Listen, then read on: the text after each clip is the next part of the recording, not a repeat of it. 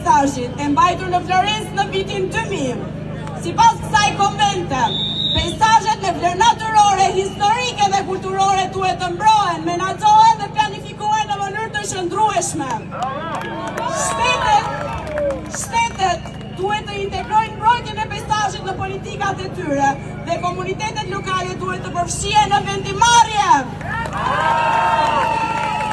Zonat e mbrojtura duhet të merren parasysh komuniteti që i mbron së pari dhe duhet të merret parasysh nga shteti.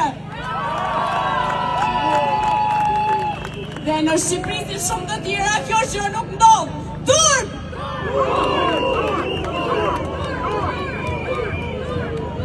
Por në Shqipëri paturbësia nuk mbaron këtu. Kërkesat për të punësuar janë një majë me burokraci, ndërsa pagat që ofrohen në kombim të përmbushjes së këtyre kërkesave nuk janë askull me ta.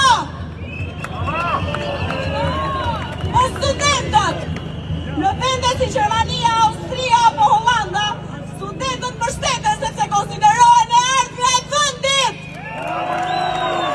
Ndërsa studenti shqiptar detyrohet të balancojnë punën dhe shkollën që në vitin e parë të bachelorit, për mos të thënë që në bankat e gjimnazit. Kam parë studentë që punojnë natën për të blerë libra dhe për të paguar qeran. Kam parë familje që ndahen nga migrimi prej hallit. Kam parë shokët e mi që vuajnë kur vjen fundi muajit. Turp!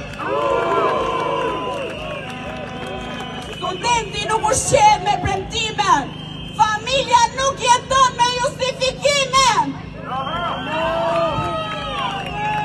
Pensionisti nuk i bleni laçet me firmat tuaja. Liriu nuk ndërton të ardhmen me propagandë. Flamingot nuk jetojnë në beton. Dhe po e Tirama, ekziston shpreha, rruga për në ferë është e mbushur me qëllime të mira. Kemi 4 mandate që i dojgjojmë. Arritëm në destinacion. Kur nuk marrim përgjigje për pyetjet tona, etiketohemi të manipuluar, idiot, ignorant, çfarë do lloj gjëje që këtyre zemra ju mban. Por prezenca jonë këtu tregon që ne nuk kemi rënë pre këtij sistemi dhe ne po të kishim rënë pre, do të ishim idiot, ignorant, dhe manipuluar, delirant, çfarë të doni ju? Jam këtu për meritokraci, për dignitet dhe për ringjalljen e atë dashurisë. Parini nuk ka Shqipëri!